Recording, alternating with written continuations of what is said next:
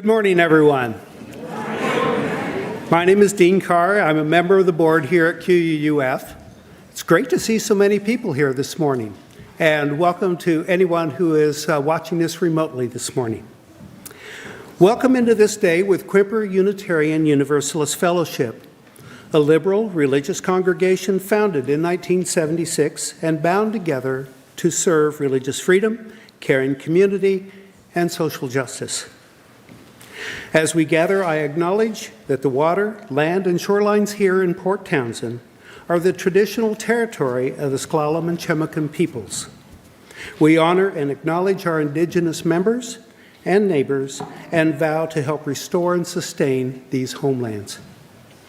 If you're visiting today, I offer you a special welcome and invite you to join us for refreshments and conversation in the fellowship hall after the service. It is right outside the doors and to the right.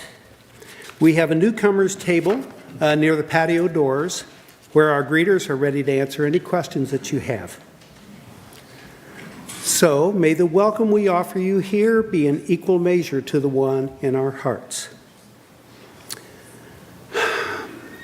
There are a number of you here who enjoyed a pancake breakfast this morning. Yeah?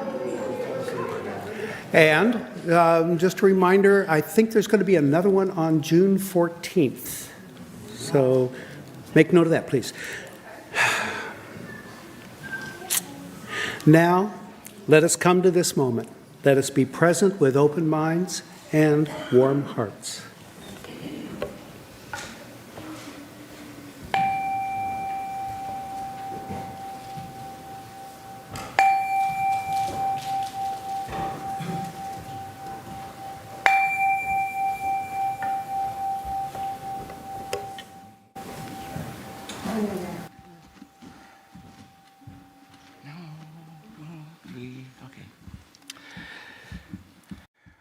There's nothing in the bulletin about the origin of this song, but I really want you to know that Otto's mother wrote this lullaby. She was a poet, and she played guitar and sang. She did art. She did everything artistic you can imagine.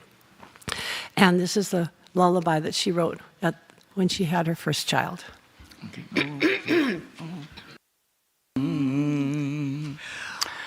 Oak tree and redwood tree, madronia and pine. Sleep, close your eyes and sleep, baby of mine. Mother bird on the nest, beast of the wild. Sing, close your eyes and sleep, my little child. Someday my child will go far from the trees, no longer hear the low whispering breeze. But while you choose to stay, the forest strong arm will guard you night and day, keep you from harm. Oak tree and redwood tree, madronia and pine, sing, linger close to me, baby of mine. Happy Mother's Day.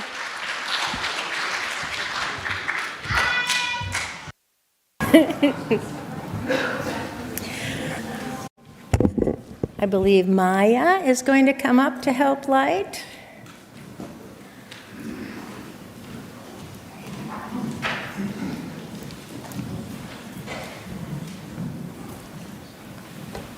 Thank you. You know what to do, right? Okay. We light today's chalice with these words for all ages, written by our interim minister, Don. Is this on? Yeah? Okay. Everyone here today is special. Nobody here is a mistake. That's why we sing together. That's why we laugh together, because everyone is special and nobody is a mistake. Please rise in body or spirit and join us in our opening song. The words will be projected on the wall behind me.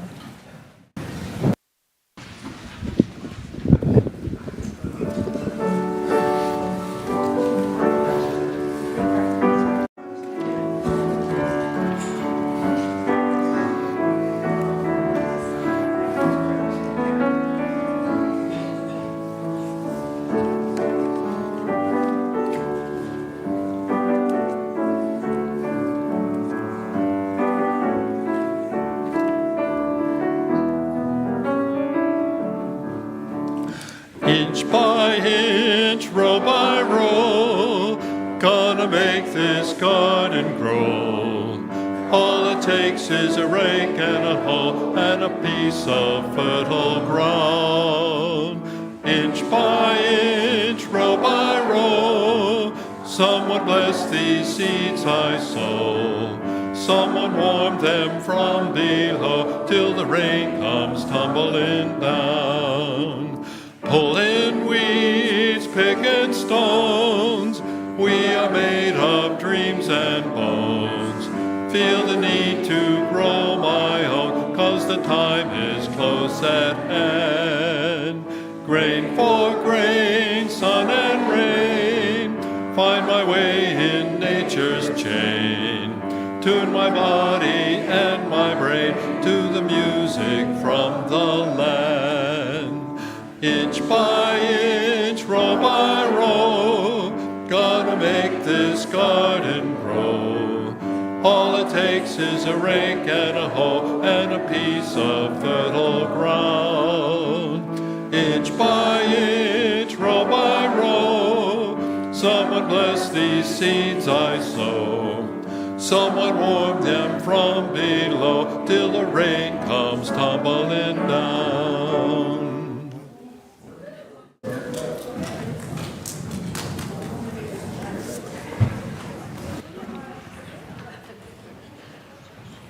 Hello, everyone. If we haven't met, my name is Don Rollins. I serve this fine congregation as interim minister. I use he and his pronouns. Folks, so let's talk baseball, which is the only thing that matters anyway. Possibly bicycles. Anyway, guitars possibly as well. So, I'm going to ask the kids to come forward, but the kids in everybody's heart, listen for what it is to be someone who breaks the molds, who gets outside, changes stuff up, does something different, and how valuable that is for the rest of us. So, if you want to hear a story, come on up.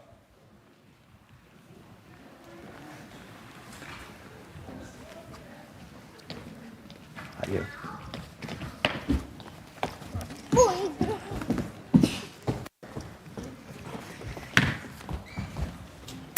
Hey, everybody. Remember, I'm your minister. My name is Don. It's always good to see you. So, do we have an image already?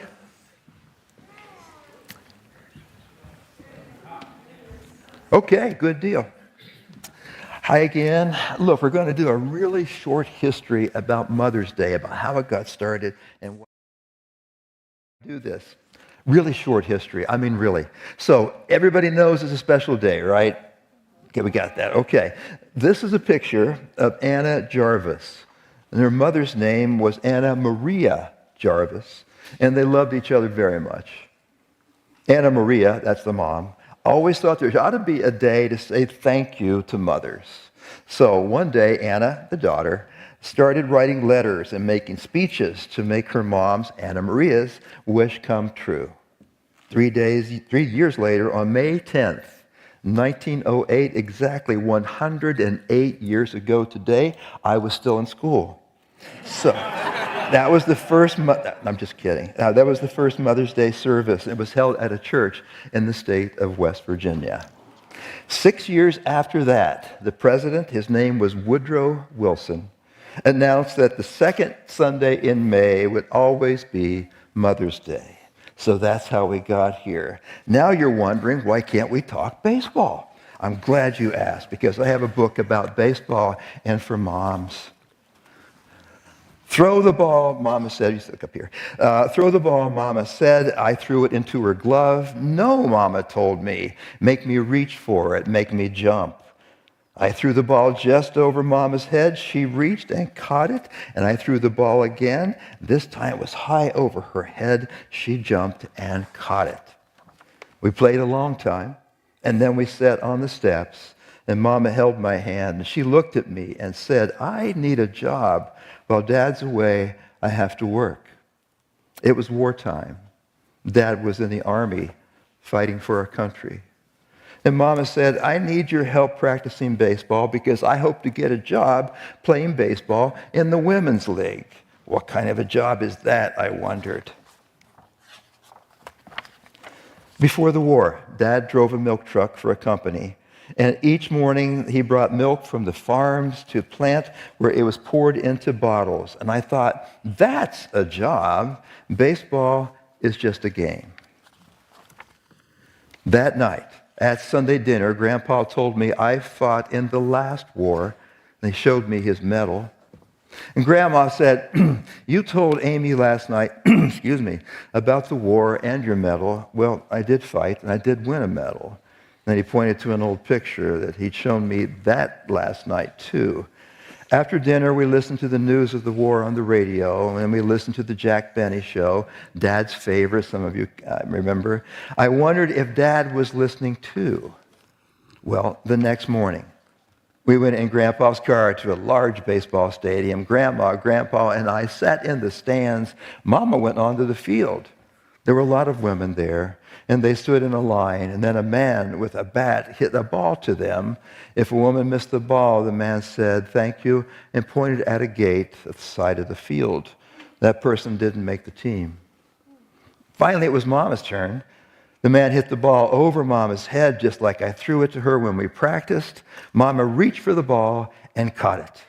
And then she went to the back of the line. And each time it was Mama's turn, she caught that ball. So when the man pitched, to the women who were left, Mama swung twice and missed. And then she hit the ball on the ground right back to the man. It wasn't a good hit. I was afraid the man would say, thank you, and point to the gate. But he didn't. He told Mom to come back the next day. Well, 2 days later, Mama showed up in her uniform. It was a pretty skirt. It really was. I know. Let's go here. It must be your fault, Christina. When the man pitched to the women who were left, Mama swung twice and missed. Hit the ball on the ground right back to the man. Okay, we're good? All righty. 2 days later, Mama showed us her uniform. It was a pretty skirt, a skirt with a fancy patch, long socks, a baseball hat, and shoes. If Mama has a uniform, I thought, she must be on the team. Mama got the job. Well, that night we had a party to celebrate Mama's new job, and Grandma baked a cake and covered it with icing and sprinkles and kept the radio on as we ate. We listened to the news of the war, and I thought about Dad. And then at bedtime, Mama told me she hoped the war would end soon so Dad would come home. I hope so too. And then the next week, Grandma and Grandpa took me to one of Mama's games. Her team was in the field. The ball was hit high over Mama's head. She jumped up and caught it. I jumped and reached too. Mama caught the ball. And when it was Mama's turn to hit, I stood. The pitcher threw the ball, and Mama swung her bat. I swung too and hit Grandpa's bag of peanuts. The peanuts flew everywhere. And when I looked back on the field, Mama was standing on second base. She had hit a double. That means 2 bases. And Grandpa had changed his seat. Amy moves around too much, he whispered to Grandma. Amy is playing baseball along with her mama, Grandma told him. When the game was over, I ran to Mama. We won, I shouted. She hugged and kissed me. We were so happy. Grandma, Grandpa, and I went to lots of Mama's games, but only the ones that were nearby.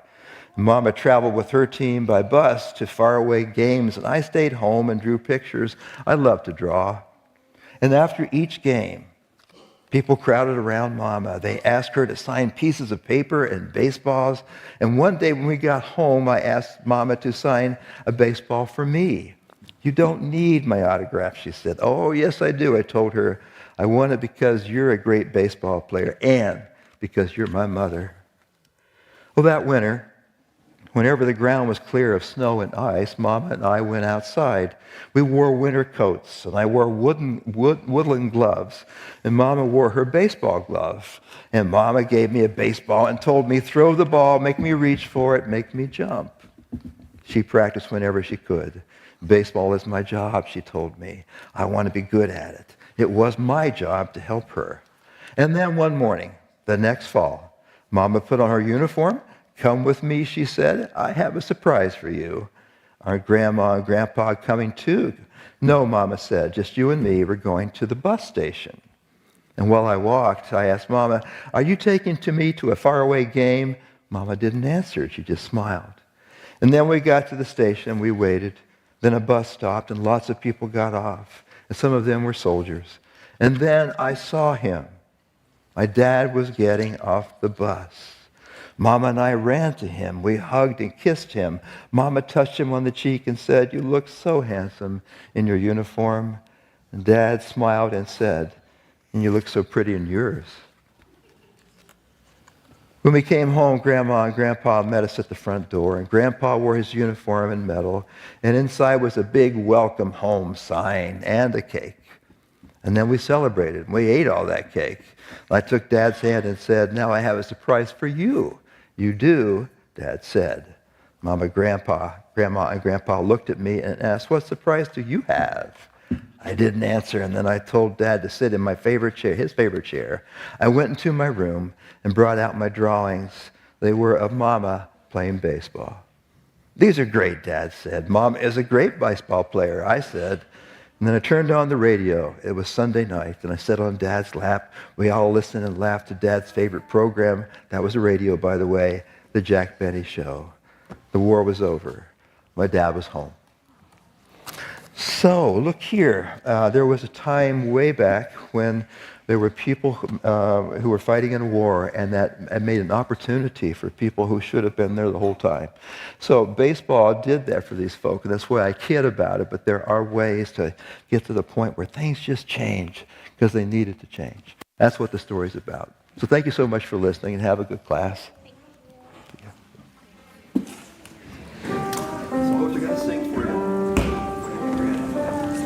Go now in peace, go now in peace. May the spirit of love surround you everywhere, everywhere you may go. Go now in peace, go now in peace. May the spirit of love surround you everywhere.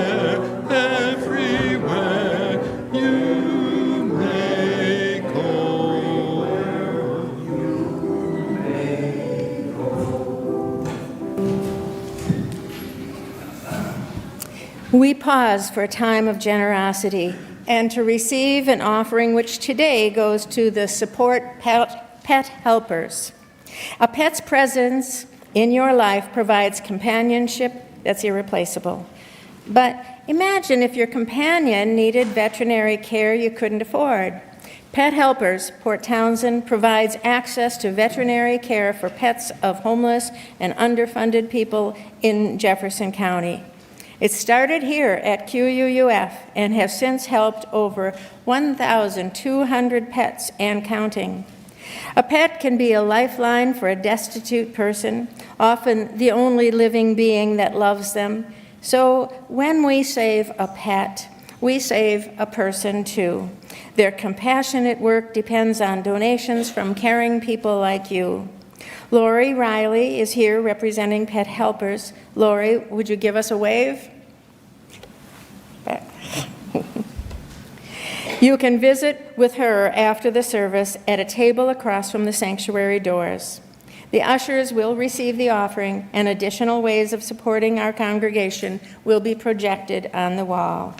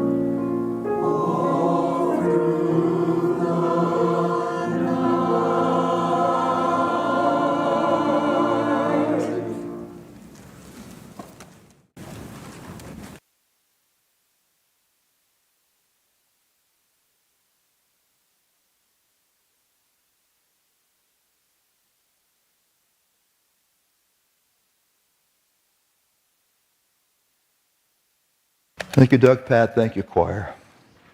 Wonderful arrangement. It's a wonderful old lullaby. This is the time of the service where we share the deep things that are going on in our lives or those around us. Excuse me.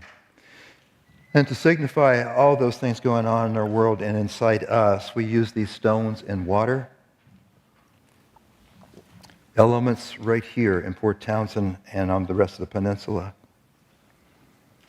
The first stone is placed to represent something or someone beyond the congregation, and in that spirit, today we call to mind our siblings in and around Port Townsend who are unsheltered and as we speak do not have safe living space. And now within the congregation, the Native Connections Action Group shares our joy and gratitude that the city of Port Townsend has approved the hanging tree at Comus Prairie Golf Park as a landmark tree. Thank you to those who made this happen, all your diligence, all your commitment, and your vision. Over 140 years ago, a native man was murdered there, and we're so sorry that it took so long to acknowledge this painful history and hope this recognition brings honest remembrance, learning, and healing. Member Henry Amick asked that we remember his friend John Frasca, who died early last month. John was active on behalf of disability access, including Jefferson Transit Authority. We remember his work. And this final stone is to make room for all those joys and the sorrows that go unspoken today, whether here in this sanctuary or with our friends who are with us online. Bless you.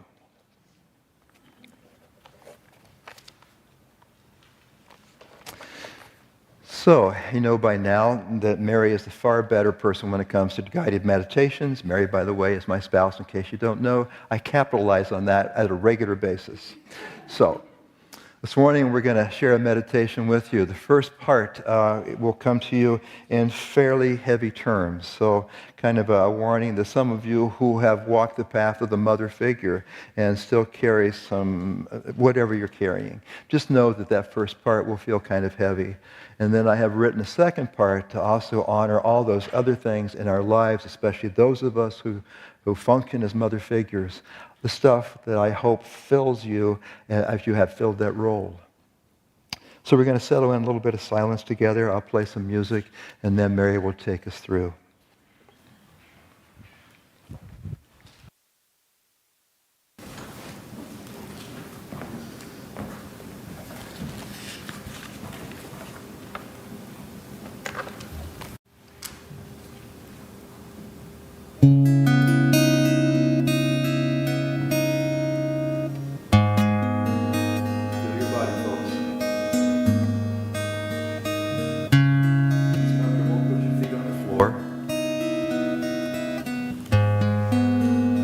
Feel that breath, as always. Close your eyes if that feels comfortable.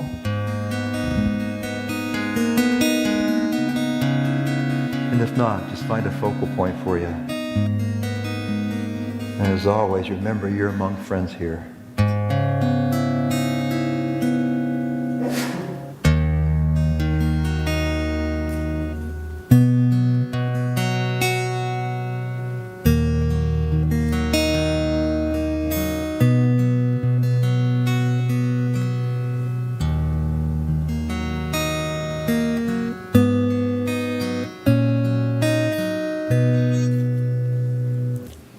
We pray for new mothers coming to terms with new responsibilities, for expectant mothers wondering and waiting, for those who are tired, stressed, or depressed, for those who struggle to balance the tasks of work and family, for those who can't feed their children because of poverty, for those whose children experience physical, mental, or emotional challenges. We pray for those who have lost a child, for those whose children have now left home.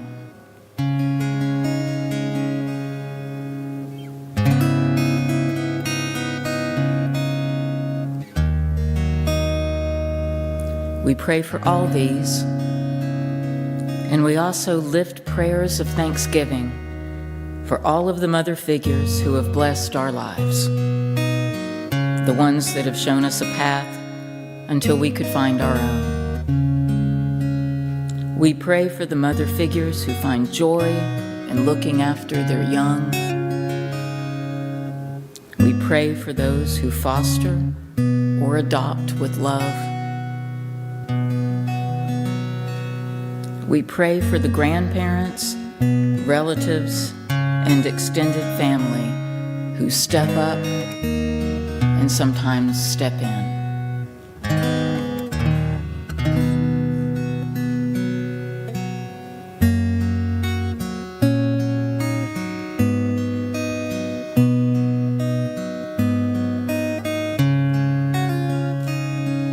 So we lift up every child, every teenager in the world over.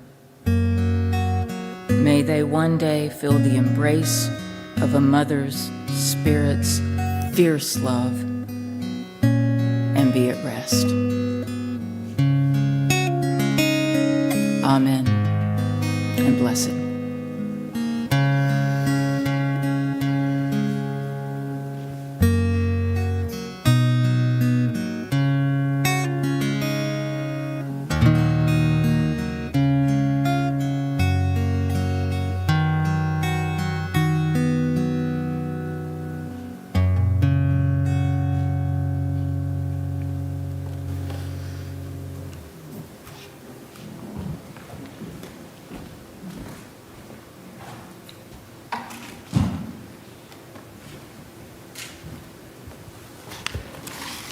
Folks, if you would, come forward.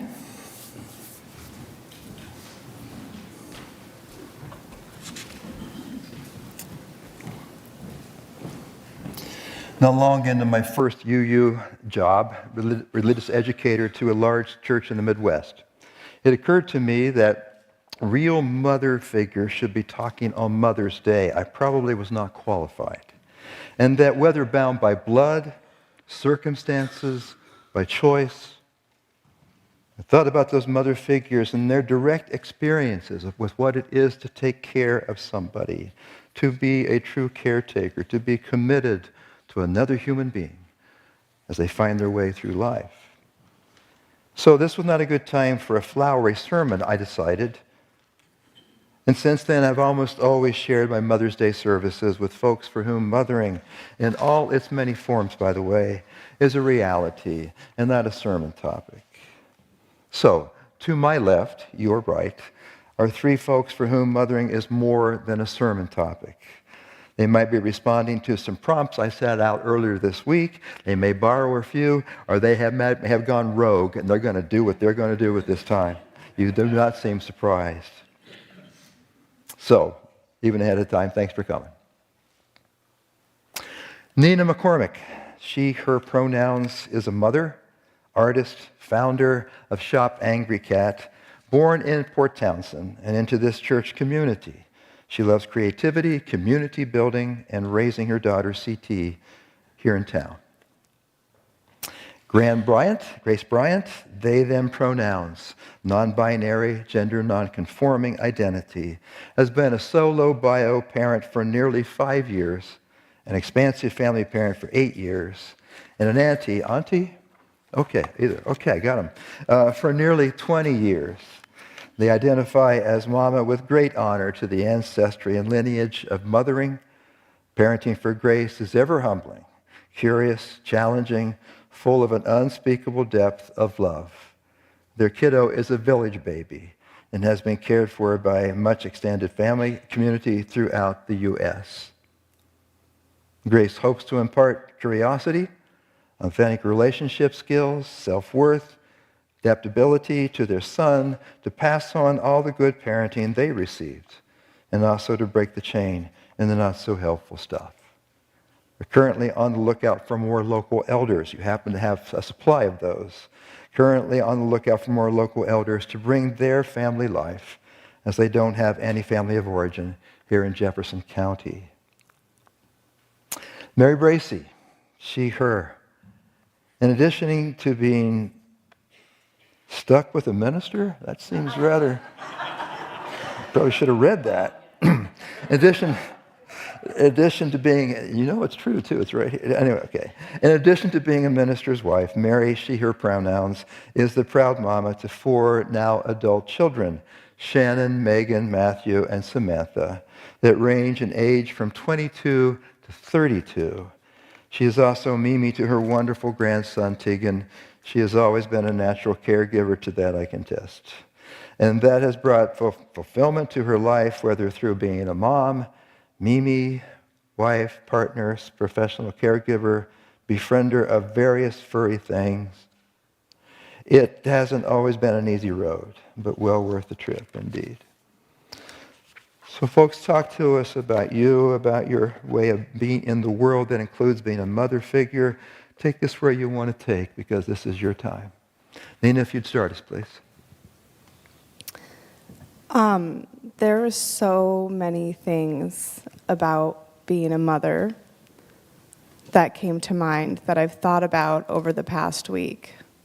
One thing that I wanted to honor was the forced motherhood of generations of women for thousands of years. And the women who now, some for the first time in their families, get the ability to choose not to be a mother and find a different purpose in life. And I just wanted to honor that. I got to choose to be a mother, and I'm so happy that I did, and I was blessed with such a wonderful, beautiful daughter. Mothership is mothership a word? It is now. It is a word. Is such a, it's such a giant thing. I feel like I imagined that I would know how to be a mother, and that everybody does. As soon as your child is born, you're just gifted with this knowledge, and that's not how it is. And as soon as you start to master being a mother of a 2-year-old, they turn 3, and everything changes. And it continues that way. And I feel like there is this lesson of being a good parent that is just something that continues to grow and that you continue to learn throughout the whole time. And maybe it'll take 10 years to be a good parent, right? And there's things that we both learn, the child and the parent, of being good to each other, of listening, of learning behaviors that don't hurt each other so much, right? So much of being a parent is quite painful. It's as bad as it is good.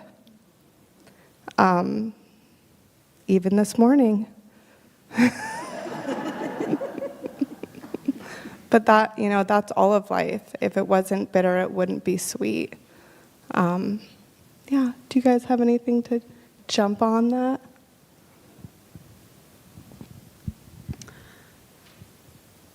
I hadn't really thought about the mother by choice, and I'm a mother by choice, a solo parent by choice, but I so appreciate you naming that piece, that for me, there's so much of the legacy of parenting and how I get to do that from my own angle, which is so different than how my ancestor moms did that. And the lineage of mothering in my family is really strong. Does that work?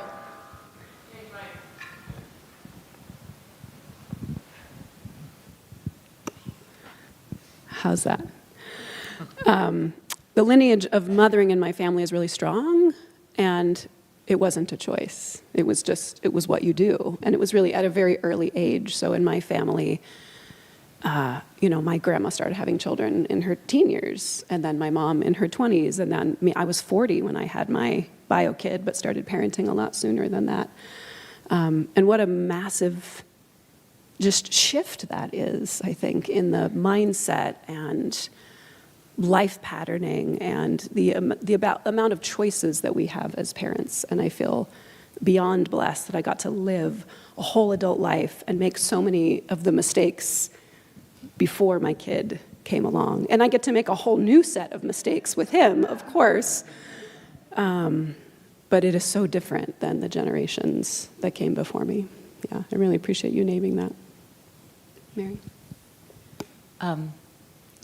So when I got the prompts from someone I may be acquainted with about this morning, I started thinking about my own mom. And to me, she was just the most wonderful mother ever, right? She could do no wrong.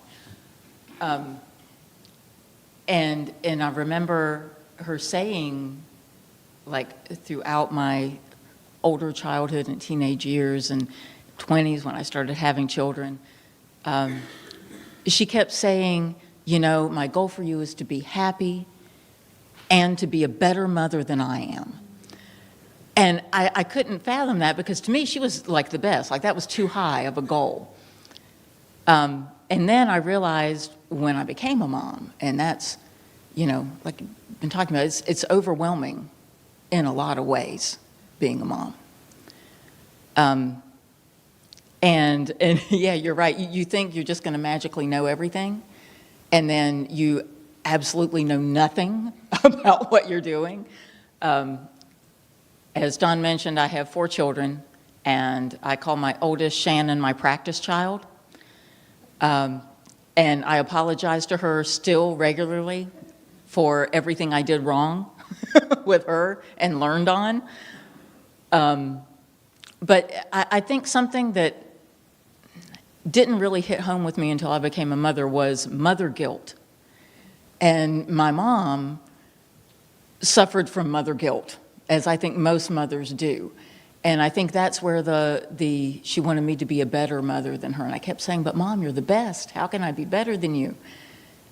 And in her later years, as she was getting toward the end of her life, she told me things that had happened in my childhood and my siblings' childhood that she wished she could go back and change. And to be honest, the vast majority of them were things I didn't even remember. And, I told her that that's not what I remembered. So I try to hold that with my kids, because, oh my goodness, are there things I would go back and change? Wow. And I tell them that, and they say, but, you're the best mom. And I just hear me talking to my mom. And so I try and hold that place that, mother guilt is real. How many out there who identify as mothers have a little mother guilt going on? Yeah. And so I try to hold that, maybe that just means that we want the best for our kids. And there's always going to be things we do wrong. And I would tell young mothers or mothers of children who are not adults, there are always going to be things you wish you did differently, always. And the children, for the most part, they will remember the good things. They'll remember the love and the caring, and I also acknowledge motherhood is hard at the best of times. And sometimes it can be overwhelming, and sometimes you do things you wish you hadn't done. And so I try to give myself grace, and that would, I think, be what I would tell other people is, give yourself grace. Things are going to go wrong, and it's okay. So. And that's, like, I need that voice in my head a lot. I need that outside external reinforcement, like this thing isn't going to ruin my kid's life. It's not going to ruin my life. We're all going to be okay. And I'm so grateful in this community that I have 3 or 4 moms on speed dial who have similar age kids that are like, I just had the worst moment ever. And I reach out to them and they say, it wasn't the worst moment and it's going to be okay. Like, I have to have that reinforcement. And that's another thing that my previous generations didn't have. Like, for my mom, I'm from the Northwest. We're very like, everything's fine on the surface. Don't tell anybody about your problems. Very conflict avoidant. That was very much mothering to me. It was like, it's all fine. We don't talk about the hard stuff. And how unsupported my mom was, and how incredibly supported I feel in like being external with my mess. Like, friends here in the congregation, you know my mess, because we don't keep it from each other, and you don't keep your mess from me. And I feel like I get to be such a better parent being messy and practicing a thing that my mom had never heard of, which is 2 things: boundaries and self-care. Yeah. Not a thing that they got to have. So when I'm like, hey, can somebody watch my kid for an hour so I can go to a sauna? My mom's like, oh, why would you even do that? I would never think of that. And it's really hard for her to imagine going back and like building in time for herself as a mom of 3 young kids who worked full time. And to me, it's just the backbone. That's how I keep showing up to do it better the next day, is having that built into my life.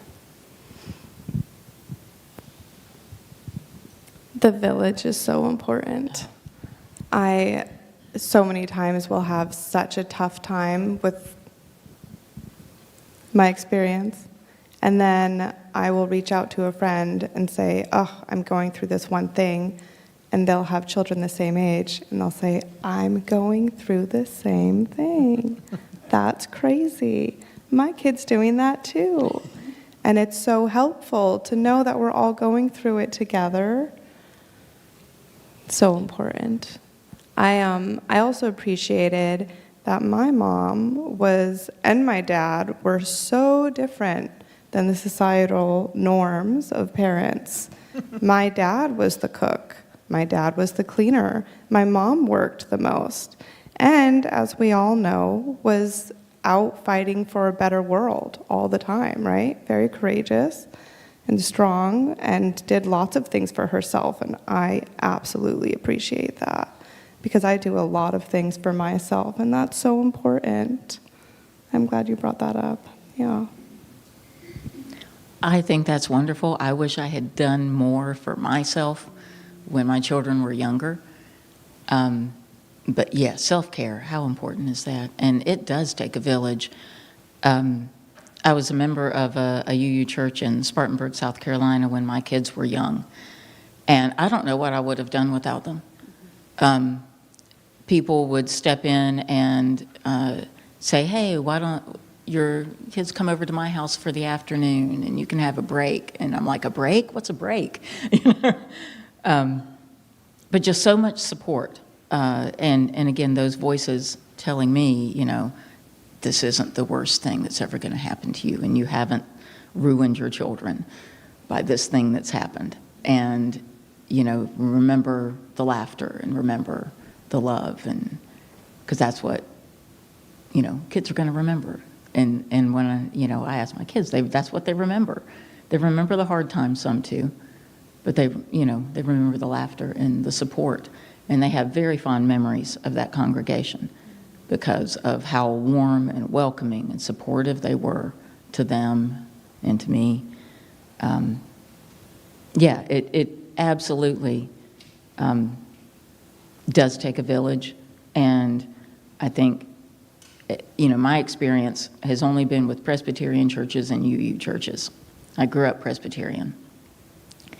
And I have to say, UU churches, in my experience, my limited experience, do really well at a village thing. You can reach out and there's somebody there who will help or give you advice or just be there to say it's okay. So, yeah. I will say another thing that I was not prepared for, and I don't think anybody can explain it, is the humongous amount of love. I definitely had a void in my life, and when I had my daughter, it disappeared. I had this strange sense of fulfilledness that has never gone away and is so lovely. There was just this like searching for something, or this like this need or this want of something the whole time up until I had my daughter. And that fear, because you love something so much, is at times almost unbearable, right?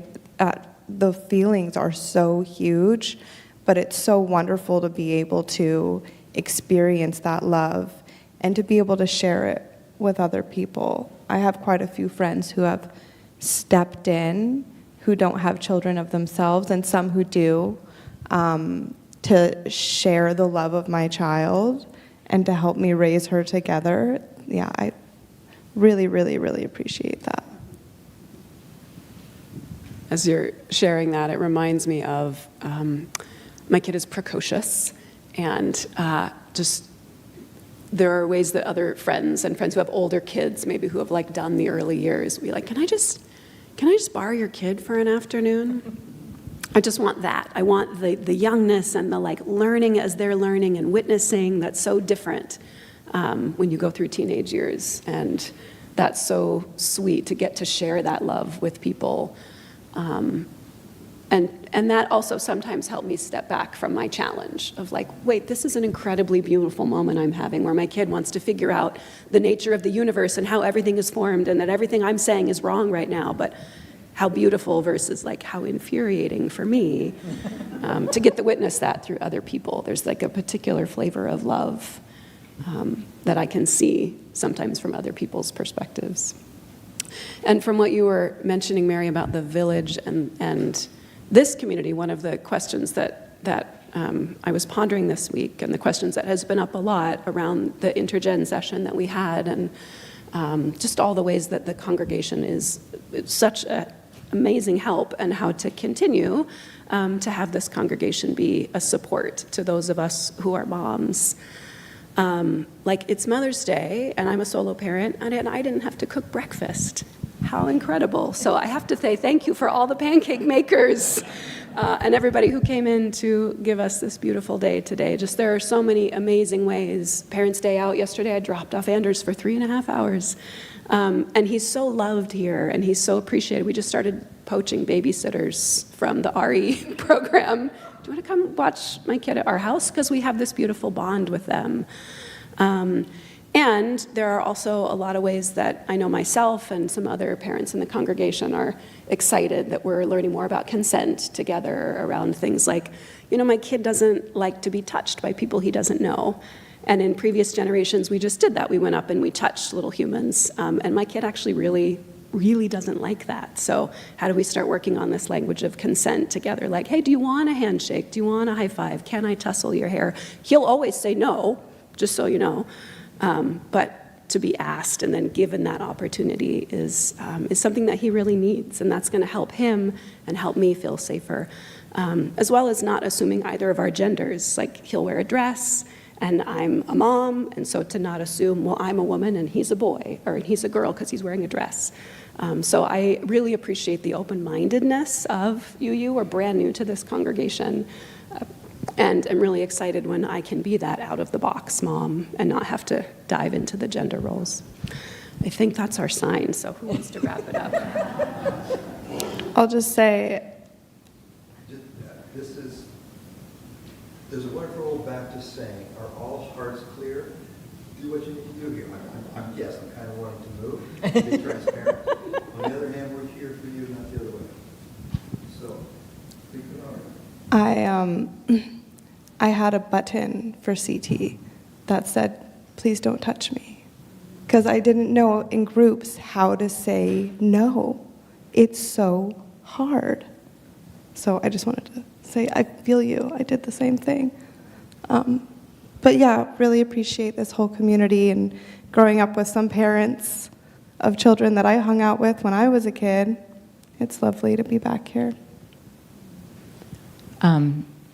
Yeah, I'd just like to finish up by saying I do have a grandson, Tegan, and it's wonderful to see how different it is in the next generation, where you're talking about having these conversations around consent that didn't happen even with my kids.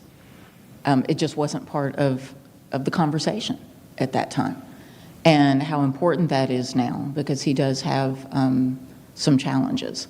And so, to be more open to that kind of thing. But I'd like to end with something that one of my friends told me right before I had my oldest daughter, Shannon, which was, you will experience so much love that it's like your heart comes out of you, grows legs, and starts walking around on its own. And I said, but then what if I have another child? She said, you'll grow another heart. So. Thank you. Thank you all. Appreciate everything you just shared with us.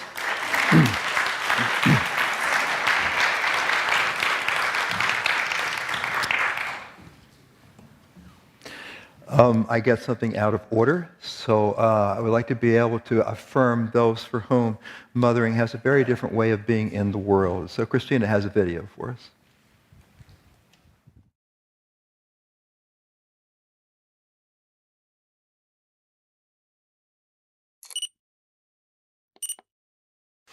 Hi guys, welcome to my channel. My name is Maya. I'm 13 years old and I live in Chicago. I'm here to share my story about me and my moms. Tofu, hey, come on! And of course, my annoying cat, Tofu.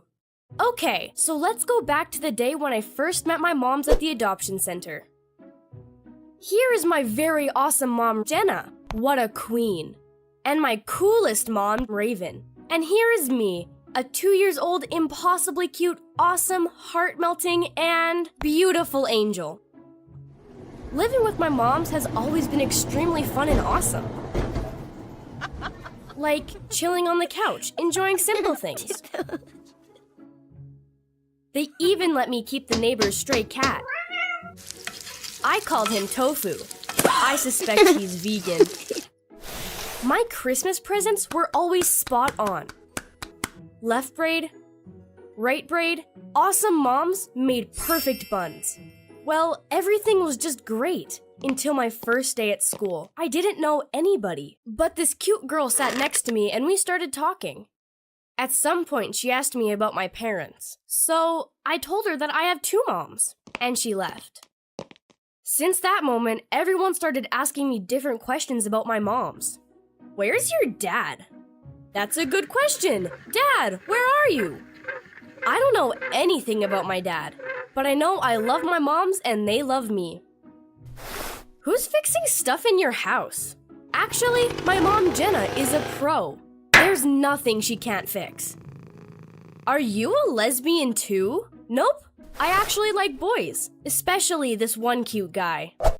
Listen guys, bottom line, my parents are the best. And they are exactly like yours. As you can see, elementary school wasn't the highlight of my life, but it got better when I moved up to junior high. So when I first started junior high, I really wished for a new start. I felt I better be careful after my previous school experience. Though I was proud of my moms, I decided to keep my family as a secret. At least until I met Sasha. Sasha is a smart and chill boy that definitely could be trusted. I felt I wanted to share my story with him. But first, I decided I should talk with my moms. They always say the right thing.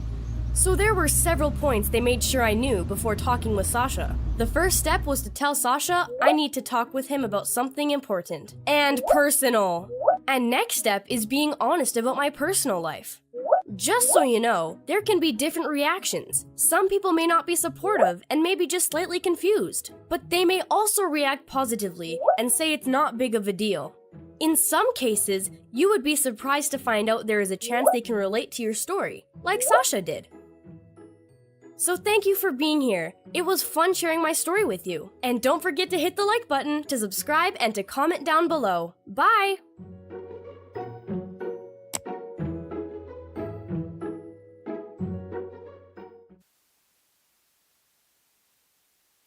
So we bless every mother figure, every mother, everyone who is helping somebody else on the road of life. We bless you and we thank you. Once again, thank you to the three of you who shared your lives with us, part of your lives with us. So, with all of this, there is the prayer from McCartney and Lennon to let it be. Let what we just said become the norm. Let it be. So let's sing together. Let it be.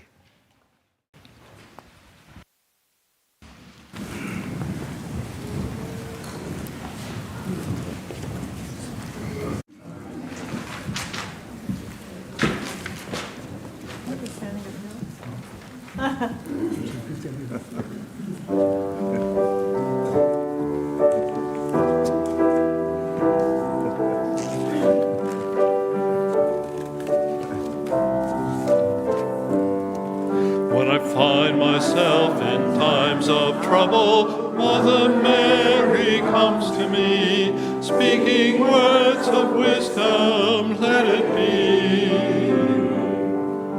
And in my hour of darkness, she is standing right in front of me, speaking words of wisdom, let it be. Let it be, let it be, let it be, let it be. Whisper words of wisdom, let it be. And when the broken-hearted people living in the world agree, there will be an answer, let it be. For though they may be parted, there is still a chance that they will see. There will be an answer, let it be. Let it be, let it be, let it be, let it be. There will be an answer, let it be. Let it be, let it be, let it be, let it be. Whisper words of wisdom, let it be.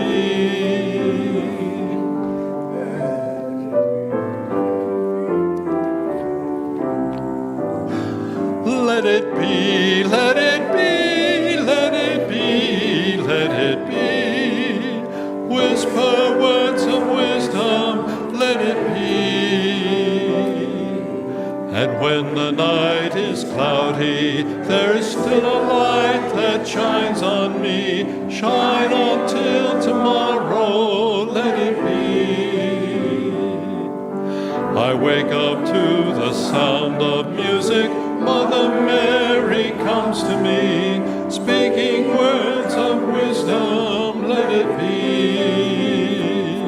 Let it be, let it be, let it be, let it be. Oh, there will be an answer, let it be. Let it be, let it be, let it be, let it be.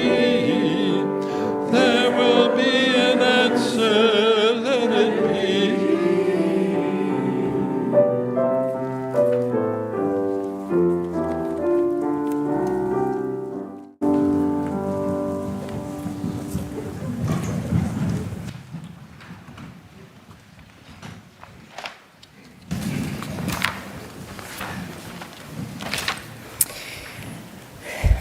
We close today's service with these words from the late Unitarian Universalist minister, Duke T. Gray. Now may the blessing of truth be upon us, the power of love direct and sustain us, and may the peace of this community preserve us until we meet again. Please join us in our chalice extinguishing words. We extinguish our flame, but not the light of truth, the warmth of community, the fire of commitment, or the power of transformation. These we carry in our hearts until we are together again.